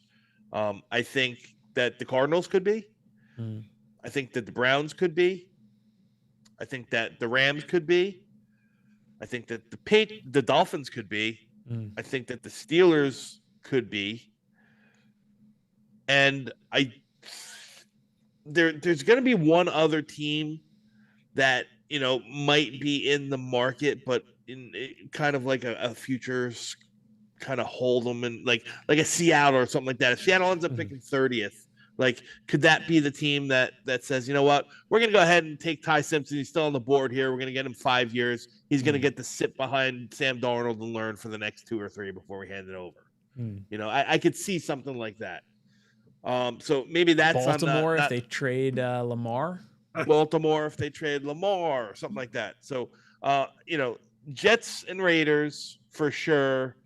Cardinals, Dolphins, possibly next biggest ones, and then Steelers and Rams. So you're talking that 6 teams that could be pushing for a quarterback. Number 10 currently. Bengals trade Joe Burrow for number 1 overall. Burrow now goes to Vegas. He's all Hollywood down there. They get Mendoza or Moore or whatever, and they get their new young quarterback. I don't know. Tinfoil hat line, pilot's Let's hat. get nuts. Yeah, let's get nuts. I could go nuts. Absolutely, all day long. Swamp Ranger comes in and says, Dom, thoughts on the Tokyo toe? His leg strength, composure, kick accuracy, and field goal percentage led FBS this year. Nick Folk is a nice story. We need a new kicker. What are your thoughts on drafting a kicker? So if anybody knows me and has seen my years with Green Bean, with years of doing the Monday, the 10 o'clock mock with Green Bean, I will never vouch for drafting a kicker. It's insane. The Tokyo toe, for those who don't know, is the kid from Hawaii. And he's got a very, Japanese last name that I'm going to probably mispronounce. It's like Madoswawa or something like that. It's good, but again, like, you can find good. We found good this year for $2 million in Nick Folk. He's pretty good, right? You can find another. You can find another. How many kickers have you seen signed and released and rotated through this year? Happens all the time. You don't need to draft and hope to find your next, Pat Leahy. You could just go get, a version of Pat Leahy in free agency real cheap every year. I like the idea of drafting a kicker. There's something nice about knowing 4 years, having your guy forever. Well, then you want one. You want one with the nickname the Tokyo Toe. That's what I'm saying. Like, dude, names matter. Like Jackson Dart. That is a A++ name. Like, we should have known this kid was going to be pretty decent based on the last name alone. He's got a really good YouTube following, the Tokyo Toe. So if you search for him on YouTube, you find some interesting stuff about him. I'm gonna have to now with a name like that. Damn. Josh comes in and says, He screwed it up. I'm Ron Burgundy. I am Ron Burgundy. I think, right? Like it's I am Ron Burgundy. That's all right, Josh. You're forgiven. Alan drops in. Alan said, been a while since I could make a Tuesday night show. Glad to see everyone ready for the offseason. Anyone think the Jets get an interception this week? I'm going to tell you this. I hope to hell we don't get an interception. I'm going to be disappointed if we do at this point. Like, I want to roll into week 1 of next year needing that interception so our group buy goes fucking bananas the same way we went nuts when we got the roughing the passer penalty. Like, that's what I want to see happen. Give us the record this year. It's historic. No one's ever going to not have an interception. The next closest team is 6 interceptions right now. Like, there's no way this is ever going to get broken. Let's set the record. Undefeated in interceptions for a season. And then, we'll go into next year. And the defense has turned the ball over 4 times. It's insane. There's been teams that have gotten 4 turnovers a game. There's teams that have had 4 interceptions in a game. We have 4 turnovers. Like I don't know if we realize how incredibly difficult it is to go through an entire season and not have an interception. You know, these guys are NFL athletes. They're all very, I hate to use the word, kind of mundane, but they're obviously super athletic. They're the best of the best at their position. They're not schemed and they're not coached properly. It's the only reason why they haven't put themselves in a position to pick a ball off. Boys and girls. It really is. Alan drops in and says, I'll be at the group buy. Let's do it. See? Hell yeah. That's what's going to happen. That's what I want. I'm going to try and manifest this. I will be legitimately upset if we get an interception in the final week of the season at this point. Matt, do you want to see an interception next week? Not really. No, I don't think they're going to get one. And how about like an Al Harris led Jets defense with 3 picks in week 1 next year? Yes. Get the ball rolling on a nice streak. It's going to be something. Al Harris, goofy. is that your preference? If you had to? No, I would put Jim Schwartz and Jim Leonard above him, but I'm not against Al Harris. Hell, you look at this team and their lack of turnovers, and whether he was in Chicago this year or in Dallas with what he did with that defensive back room, I think he's a good candidate. He just wouldn't be my number 1 choice personally. Gotcha. I want the pick week 1 next year. I like very much. Well, actually, no. You know what's gonna happen? We're gonna set the record, and then opening day is gonna be week 2, and we're gonna get the interception on an away game, and we're super pissed, just be spitting nails the entirety of like the home opener group buy. Boys and girls, we had a poll question in the chat, and I feel like maybe we should change the poll question around. If we got any thoughts on what it could possibly be, but if Mendoza and Moore are gone at pick number 3. 45% of the vote says it should be either Arvell Reese or Ruben Bain, someone like that. 24% of the vote says Carnell Tate, Jordan Tyson. 22% says Ty Simpson. 10% says Caleb Downs. I have reserved the right to fall in love with Ty Simpson if like scouts fall in love with them over the course of the draft process, and like the combine happens and the pro days happen, and like you could sell me on something like that. And if the Jets need a quarterback so bad and someone beats us and they give up a ton of picks to get the Giants pick and we're not there, like I could see a world where someone can convince themselves into Ty Simpson. I don't think I want to be that team. Carnell Tate is definitely Carnell Tate with like a Sonny Styles or an Arvell Reese with a or a Caleb Downs with a Mekhi Lemon or whatever. That's probably where I start to lean, and then I do like Dom's thought process with McKee. Then if you can't get Willis or something along those lines, you just go BPA in the top of the draft. Matt, when you saw the poll question, what were your thoughts? If Moore and Mendoza are gone, what is your 3rd pick? It'd probably be Arvell Reese in that scenario if they're sticking and picking. That'd probably be my pick, I would say. Dom, what about you? I think My choice would like I said, my choice would probably be between Carnell Tate and Sonny Styles. I think the Jets would probably go edge rusher though, so I'd say they'd probably lean Arvell Reese. I think edge. I shouldn't say that. Obviously, quarterback. Edge might arguably be the next biggest hole that they have. Now, you say, well, they have 2 starting edges. Yes, they do have Will McDonald, who's under contract for 2 more years, and Jermaine Johnson is under contract for 1 more year. You saw them both really regress this year. Now, maybe Jermaine Johnson's because of his ankle. That's fine. I get it. I hope he comes back, but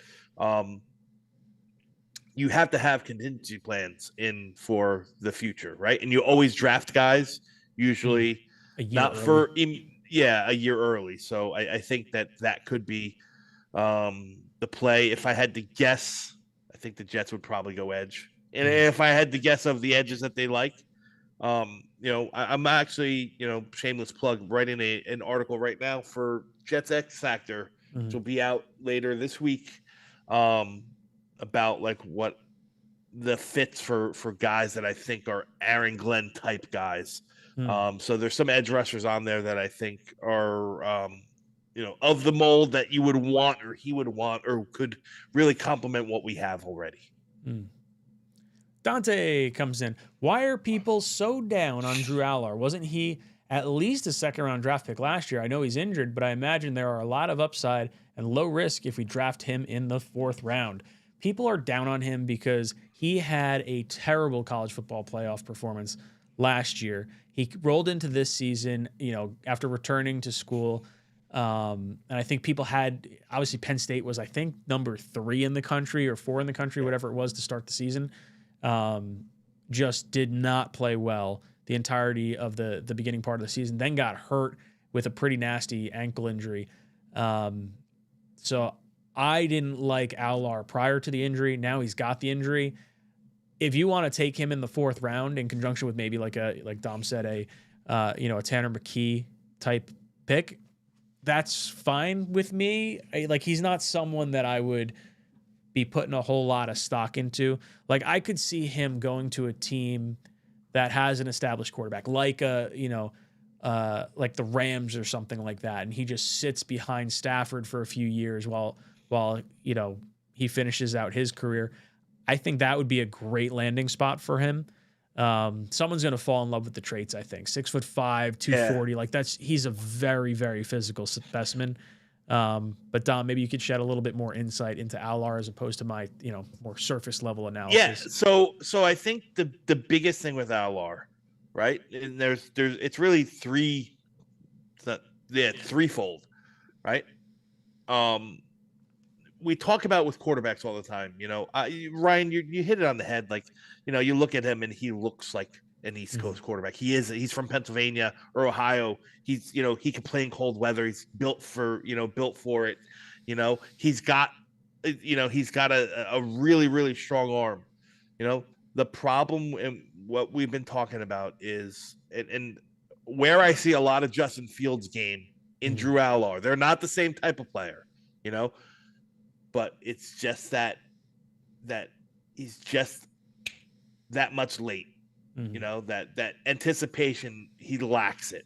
So his throws aren't anticipatory. His throws are, instead of he's going to be there, let me get him, or he's getting open, let me get him the ball now. His throws are, oh yeah, he's open, let me throw it now. Boom.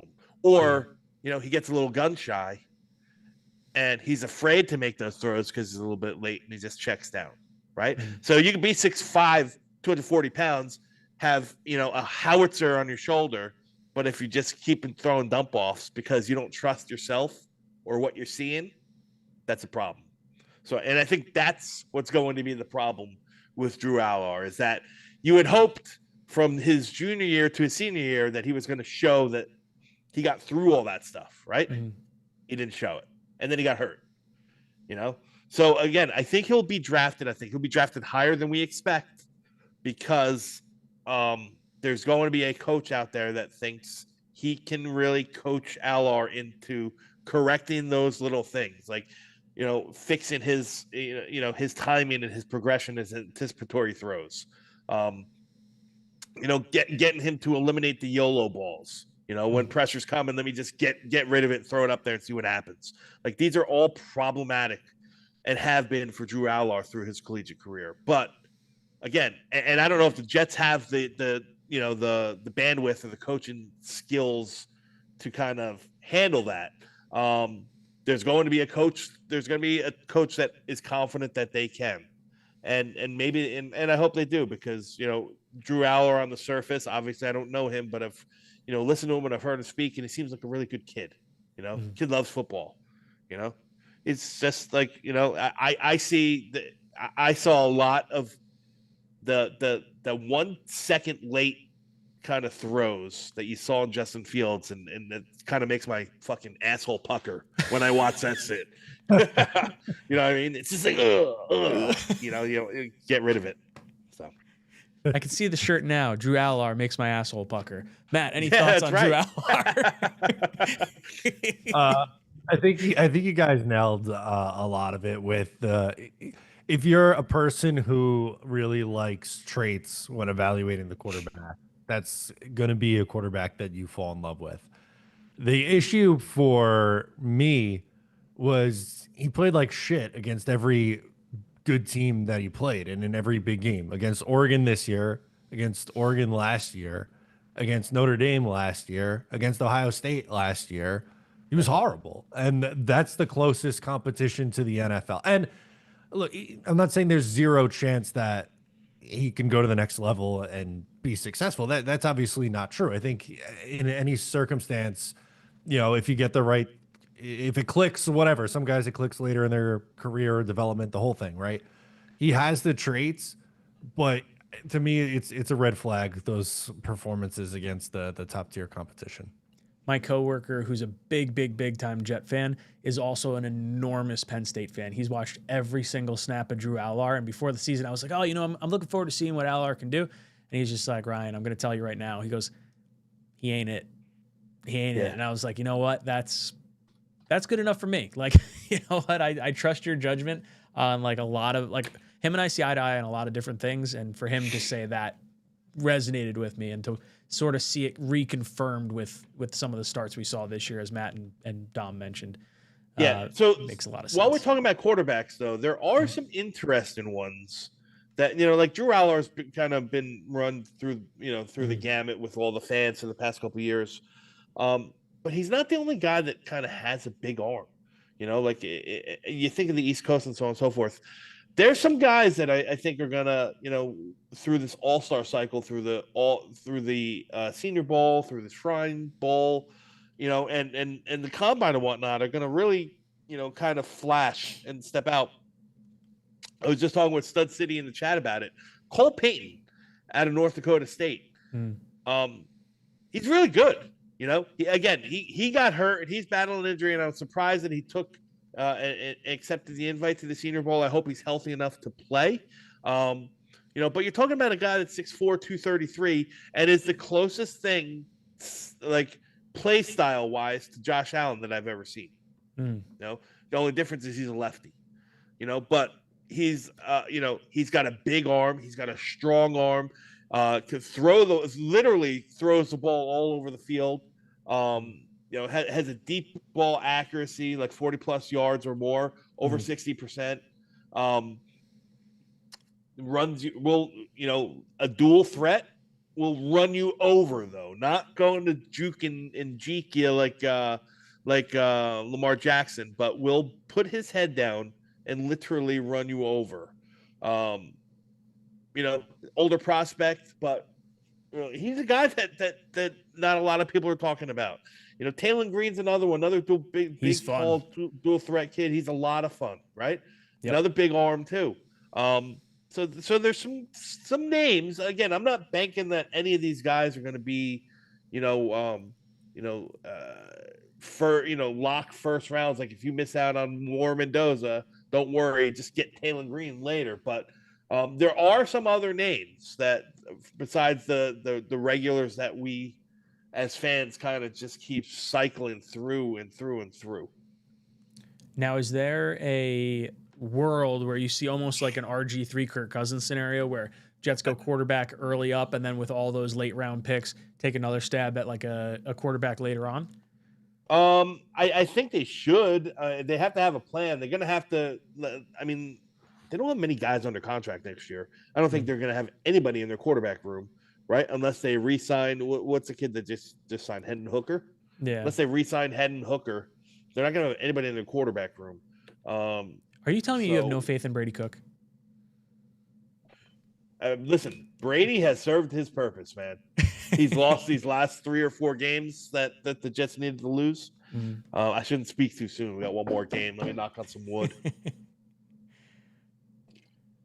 JJ comes in, says, I would take Reese and take a shot on Allar in the 3rd. So maybe trading down, picking up an extra pick or something along we those don't have a lines. 3rd, but I get what you're saying, James. We don't have the 3rd. That's the problem.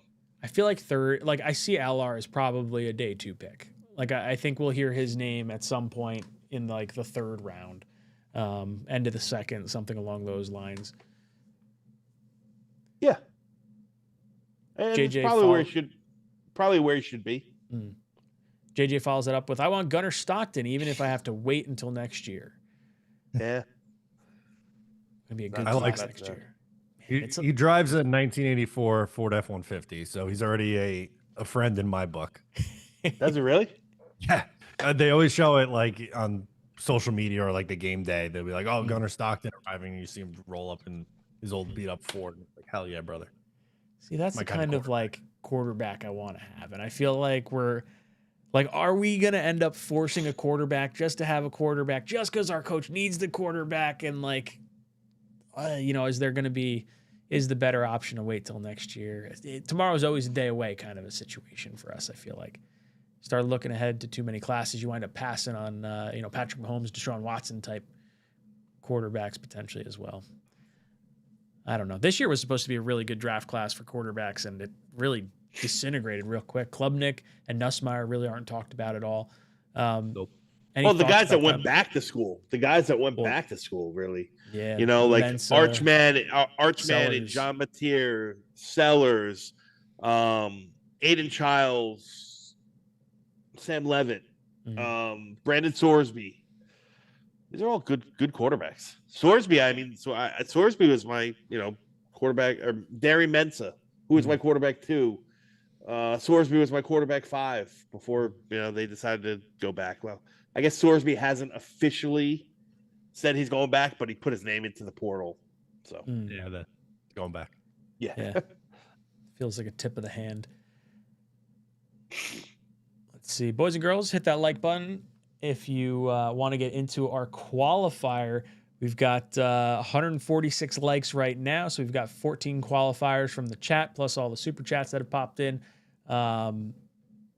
We're going to be picking a qualifier here in the next few minutes. Matt, could you go to last week's stream, see if we have any time stamps? I don't know if we did, because we really didn't pick names last week, and we only did an hour. That was the start of my sickness last year. So let's see if we've got any timestamps. There are a few timestamps. Okay. You want to give me the names? Yeah. First one is Gangrene 44. Good man. Okay. Then Sal Hazari, Hazari. Okay. Sing Sing. Like the prison? I guess. And then Steven Alvarez is the last one. I feel like we usually get 3 or 4, maybe 5 timestamps each week. It would almost be fun to like read out what that timestamp or what that comment was linked to. Are any of those like kind of fun comments, Matt? I don't know. Gangrene says at 8:56, Happy New Year, guys. Sal says at 17:59, that's a great point. Whatever it takes to attract the best coaching staff.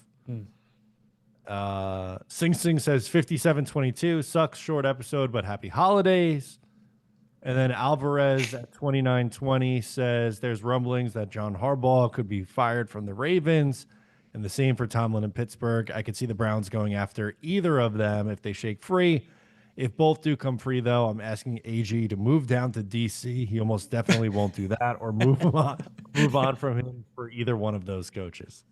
Do you think Tomlin or Harbaugh would coach in 2026 if they were fired? Or do you think they would take a year off and wait till 27, Matt? I think that if the circumstances right, like if the spot becomes available that they're interested in, it wouldn't surprise me to just see them get right back into coaching in 2026. My gut feeling says they wait a year. Like for coaching as long as they have, because Tomlin's at what, 20 years? Is he at 20? Almost 20 years? 18 years? Is that what he's at?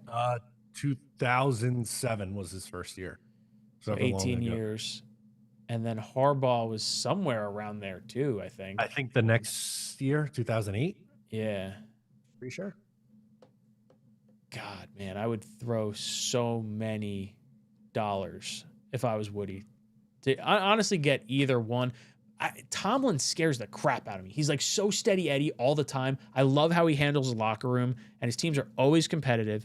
But damn, I see all the Steelers fans just bitch and moan about him every year, like this time of year. It scares the crap out of me. But again, Jets fans really can't be like, I'm too good for Mike Tomlin. Like, fuck us. Oh, jeez. Idle says, aside from Lemon, who will you be watching in the TCU-USC game tonight? Dom, you give us a little insight into players we should be keeping an eye on? Oh, man. Well, Lemon is the guy. No, there's some good offensive linemen.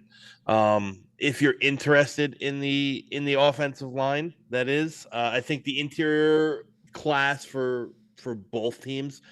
Names I'm trying to think off the top of my head here, guys. I'm kind of drawing blanks. The interior of the offensive line for both teams, I think, has been pretty good, pretty strong. I like a lot. I mean, I don't know if the Jets would be interested in him. I happen to like Kamari Ramsey, who's the free safety for USC, a whole heck of a lot. I think he's rangy. I think he's kind of that center field type. Sorry.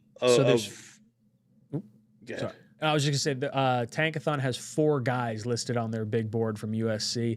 Lemon at 17 overall, Jacoby Lane, wide receiver, 55 overall, Kamari Ramsey, safety, 60 overall, and then Anthony Lucas, edge, 114 overall. I'm not familiar with the edge rusher. I mean, Jacoby Lane, I think, is a nice prospect. I think we have exactly his skill set in 𝐒𝐿�mitchell. He's kind of like a big vertical X receiver. I think you already have that. Kamari Ramsey is the skill set that we don't have. I just don't know. Again, in the Steve Wilkes defense, that true center field type rover, guy playing the middle of the field, picking with good range and good ball skills wasn't necessary. It wasn't used. He wanted multiple safeties, guys that could play up in the box and flip around, so on and so forth. Usually going to go for 2 post safeties. Ramsey's that true deep center fielder, probably the perfect guy in a 3 deep set, play the middle and just ball hawk. I think that's where Ramsey's going to, Ramsey's best skills are. So I think the Jets could use that. Who knows what kind of defense we're going to run next year. I mean, I don't know. I thought Aaron Glenn's defense would be great. And then Aaron Glenn said, this is Steve Wilkes' defense. So I don't know what's going to happen next year. Excuse me. Boys and girls, we have reached the end of our stream. Going to head over to the spin wheel. Dom, give us how many qualifiers we got. We got 161 likes, so we should have 16 from the chat, plus the super chat. Yeah, I have 18, but I have 16 because 2 of them are repeat winners. Oh, that's okay. Yeah. So we got 18 people. I'll take 18 people. You want the names? Nope. That is quite Okay. all right. We are going to go. Let's see. Let's do we got the third pick. Let's do the third number that pops up. Chat, give me a random number, 1 through 18. I'm going to pick the third number that pops up on the screen. See what we got. Boss girl, no bloody knuckles. That's correct. Everyone sucks. Alan says 17. 17 is going to be our winner tonight. Who's 17? Sing Sing, Sing Sing. Boy. the prison. See? Sing Sing, the timestamp comment person that wasn't listening live, or maybe was listening live and also decided to drop a timestamp comment because he's got multiple opportunities then, gets himself something. Let's see what Sing Sing gets. Winner, winner, chicken dinner. Come on, Jersey. Oh! Oh my God. That's as close as we've gotten, I think. Holy That is shit. easily the closest we've got. Holy smokes. Oh my God. Oh, that sucks. Well, hey, you know what? At least you get a pillow to cry into because you almost got the jersey. Oh, Jesus Christmas. And I swear, there are odds that are set on this. It's not, there's no like finagling this where it can't land on a jersey. But Sing Sing, reach out to us. jetstalk247@gmail.com or talkinjetshow@gmail.com. You'll see it linked below in the description. Reach out to us. Let me know what color pillow you want, and we will get you that sent out, get your shipping information and all that good stuff.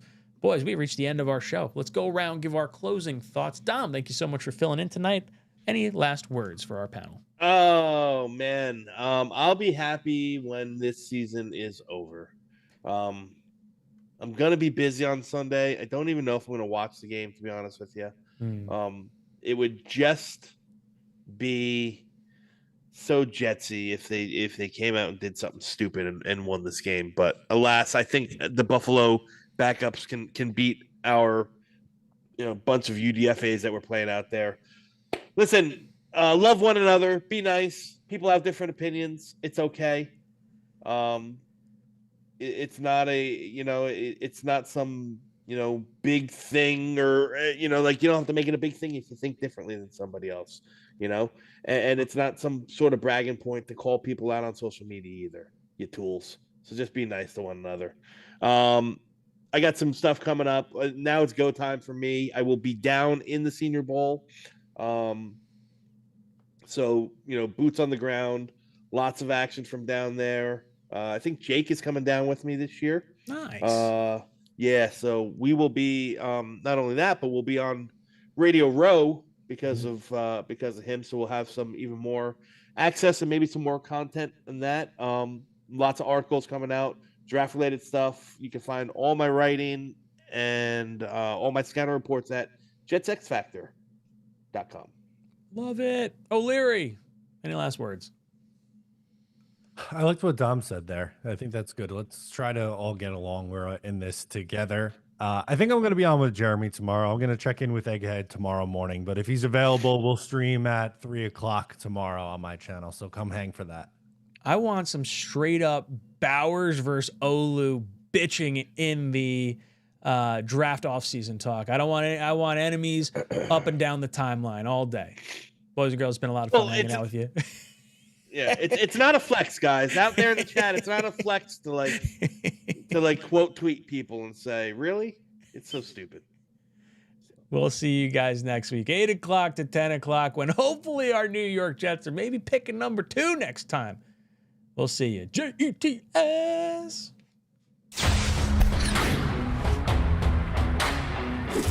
Just go somewhere else. I can't take this nonsense anymore. How are you going to blame the defense? I got the pouch. Screw green bean.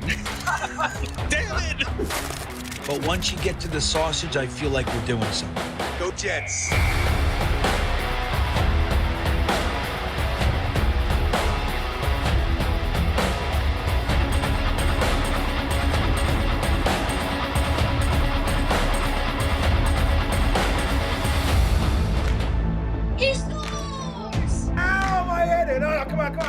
What would you give up to see a Jets Super Bowl? All of my friends and family. Hit those milk duns, boys and girls. Freeze run. Jets! Hold on to your underwear, ladies, and stand by, bitches. It's now time for Talkin' Jets with your hosts, Matt, Ryan, and Green Bean.